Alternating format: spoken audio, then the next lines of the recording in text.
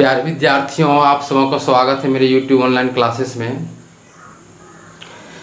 आपने बहुत सारे विषयों का अध्ययन किया YouTube चैनल के माध्यम से, और आज मैं जो कुछ अलग हटकर कुछ कहानियाँ, कुछ मोटिवेशनल प्रसंग लेकर के आया हूँ। कि प्यारे बच्चों, आपने बहुत सारे लोगों को कहते हुए सुना होगा कि लक साथ नहीं दिया, लक साथ नहीं दिया। लक में कितने अक्षर हैं? 2 अक्षर, लक। फिर किसी को आप कहते सुनते होंगे क्या? भाग्य ने साथ नहीं दिया, 2.5 अक्षर में चला गया।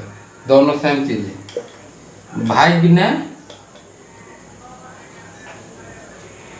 साथ नहीं दिया, लक नहीं साथ दिया, भाग्य नहीं साथ नहीं दिया। अब हम लोग इसी को बोलते हैं क्या? 3 अक्षर में नियति। नियति ने साथ नहीं दिया। लेकिन बच्चों ख्याल रखो, लक 2 अक्षर, भाग्य में 2.5 अक्षर और नियति में 3 अक्षर को जो छोड़ करके आगे बढ़ता है, मेहनत जो 4 अक्षर का होता है, और इसको जो अपनाता है वो तीनों को पीछे कर देता है। यानी लक पर, भाग्य पर और नियति पर भरोसा नहीं करके आप 4 अक्षर यानी मेहनत पर भरोसा करिए। मेहनत करने के लिए शुरू कर दीजिए, आप अवश्य अपने मंजिल को प्राप्त करेंगे। प्यारे बच्चों, आपने बहुत सारी कहानियां, अपने दादा नानी की कहानियां सुना होगा। उनमें से बहुत सारी शिक्षाएं आपने प्राप्त किया होगा कि उसका क्या संदेश है। एक बार अमेरिका का एक बहुत बड़ा मशहूर डॉक्टर, अमेरिका का एक बहुत बड़ा मशहूर डॉक्टर ने बिना सर्जरी का, बिना ऑपरेशन का बीमारी ठीक करने का एक तकनीक का आविष्कार किया। इस कारण से उस बीमारी को लेकर के लोग जो जाते थे, बहुत भीड़ रहती थी, महीनों भीड़ रहती थी, महीनों दिन के बाद नंबर आता था। क्या हुआ कि अचानक अमेरिका के पूर्व राष्ट्रपति की बेटी का अचानक तबीयत खराब हुआ। उस बीमारी से पता चला, डॉक्टर वो इलाज करते हैं बिना ऑपरेशन का। डॉक्टर के लिए भेजा गया है स्पेशल एरोप्लेन के माध्यम से डॉक्टर साहब राष्ट्रपति के भवन में आए। बहुत सारे गार्ड लग गए सुरक्षा में। एक दिन की बात क्या है, एक शाम को डॉक्टर बिना किसी को बताए इवनिंग वॉक में निकल गए।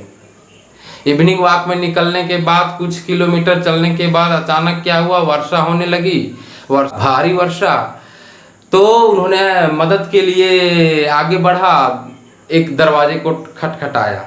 दरवाजा जो खटखटाया, अंदर से औरत निकली, बोले यार मत मुझे डिस्टर्ब करो, मेरा बेटी 3 दिन से बीमार चल रही है।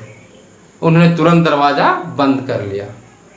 खुदा ने खास्ते ऐन मौके पर पत्रकार मौजूद थे, उस सारे दृश्य को कैमरे में कैद कर लिया, और कैद करने के बाद नेक्स्ट दिन अखबार में छाप दिया।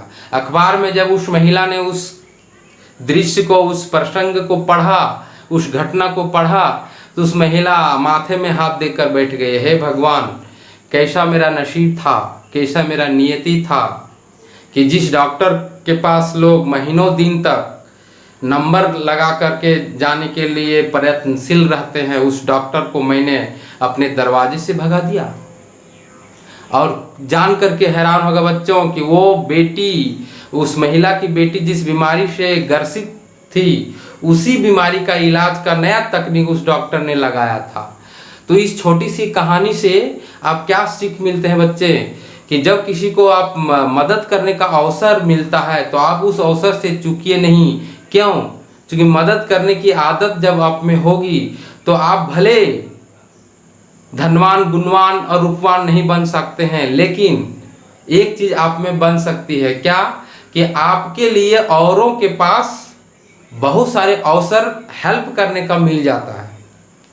दलाई लामा जो धर्म गुरु है, उन्होंने कहा था कि आप में यदि मदद करने की आदत है तो आप दुनिया का शक्तिशाली व्यक्ति तो नहीं बन सकते हैं, लेकिन आपके लिए मदद करने का, शुभ अवसर आने का एक अनेक मौके खुल जाते हैं। कहने का मतलब ये हुआ बच्चों कि आप में यदि मदद करने की इच्छा हो, मदद करने की आदत हो, तो आपके लिए भगवान भी मदद के द्वार खोल देते हैं। इसलिए जब भी मौका मिले तो मदद करिए। क्योंकि कहा जाता है कि जिंदगी में आप बहुत धन पैसा शोहरत कमाएं, लेकिन यदि आप में किसी दूसरे की भला करने की और मदद करने का आदत नहीं है तो समझिए कि हम कुछ नहीं कर पाए। एक चिड़िया भी किसी तरह से दिन भर दाना चुग करके अपना जान बचा लेती है, लेकिन काबिलियत उसकी है बच्चों जो दूसरों के लिए अपनी दाना को चुनते हुए, अपने संघर्ष करते हुए दूसरों का भी जो काम आवे। इसलिए ये कान में खोस लीजिए, गांठ बांध लीजिए कि जब भी अवसर मिले तो आप मौका ना चूकने दें। इसलिए इस कहानी का शीर्षक क्या हो सकता है बच्चों कि आप भी मदद करने की आदत डालिए। प्यारे बच्चों, आप अपने दैनिक जीवन में जैसा कर्म करेंगे उसका फल आपको भोगना पड़ेगा। एक बार की बात क्या है कि तालाब में मछली पकड़ने के लिए गांव से बहुत सारे लोगों ने गया। एक लाचार व्यक्ति ने मछली पकड़ा।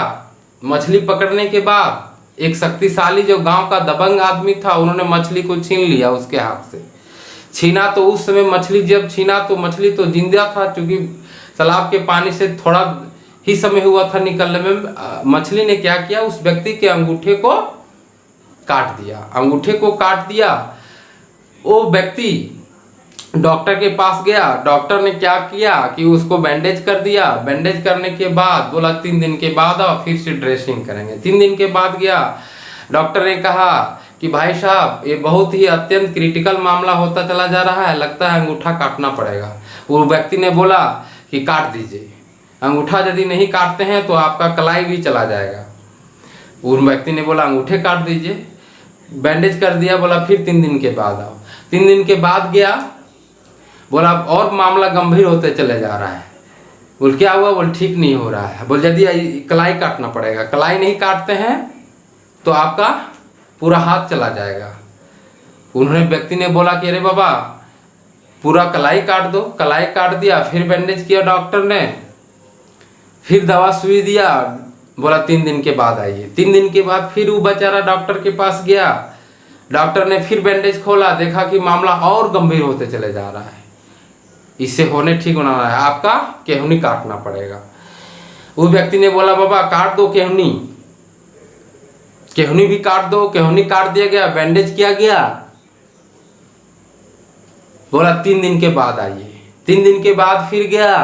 मामला देखा कि और गंभीर हो गया। बोला आपको हाथ काटना पड़ेगा, नहीं तो पूरा शरीर में फैल जाएगा बीमारी। बोला काट दीजिए हाथ। हाथ काट दिया, बैंडेज कर दिया।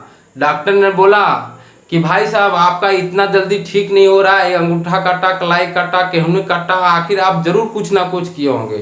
बोल क्या किए हैं? मैंने गलती किया है। क्या किया है? मैंने मछली जो किसी दूसरे व्यक्ति ने परिश्रम किया, किसी दूसरे व्यक्ति ने मेहनत किया और खाना मैंने चाहा, उस व्यक्ति ने मछली को मेहनत से, परिश्रम से, संघर्ष करके तालाब से निकाला और छीन लिया मैंने। यानी कर्म वो किया और उसका फल मैं खाना चाहता था। यानी बिना परिश्रम किए हुए दूसरे के कमाए हुए धन को मैंने लूट लिया। बोला जाओ उस व्यक्ति से माफी मांगो। उस व्यक्ति के पास वह व्यक्ति गया और उन्होंने कहा कि क्या भाई तुमने क्या कर दिया? तुम्हारा मछली जिस दिन से मैंने छीना था, लूटा था, उस दिन से मेरा देखो यहाँ तक हाथ चला गया। तुम में क्या जादुई शक्ति है बाबा? कुछ तंत्र मंत्र की विद्या है क्या? बोला भाई साहब क्षमा करिए, मेरे अंदर कुछ तंत्र मंत्र की विद्या नहीं, मैंने कुछ नहीं किया, मैंने बस इतना ही किया। हे भगवान, हे भगवान, यदि आप मुझे शक्तिशाली नहीं बना पाए तो इस धरती पर के जो शक्तिशाली पावरफुल व्यक्ति हैं, देखते हैं कि आप पर उनका शक्ति बरसता है कि नहीं, आप पर उनका पावर काम करता है कि नहीं। मैंने इतना ही कहा कि एक निर्दयी, एक लाचार व्यक्ति को शक्तिशाली व्यक्ति परेशान करता है, तो क्या जो सर्वशक्तिमान है उसका शक्ति वैसे व्यक्तियों पर अभिशाप के रूप में काम करता है कि नहीं करता। मैंने अंतरात्मा से इतना ही भगवान से कहा। उन्होंने उस व्यक्ति के पाँव छुए, क्षमा मांगा, बोला हे भगवान आप मुझे माफ़ करिए। तो प्यारे बच्चों, ये कर्म का फल जो है वो भोगना पड़ता है, इसलिए आप दिन ब दिन अच्छे कर्म करिए, अच्छा सोचिए, जहाँ तक हो सका दूसरे का भलाई करिए, कभी भी बुरा करने का मत सोचिए। इस कहानी से हम लोगों को यही संदेश मिलता है। मिलते हैं अगले वीडियो में नई कहानी, नए टॉपिक लेकर के। तब तक के लिए जय हिंद, वंदे मातरम।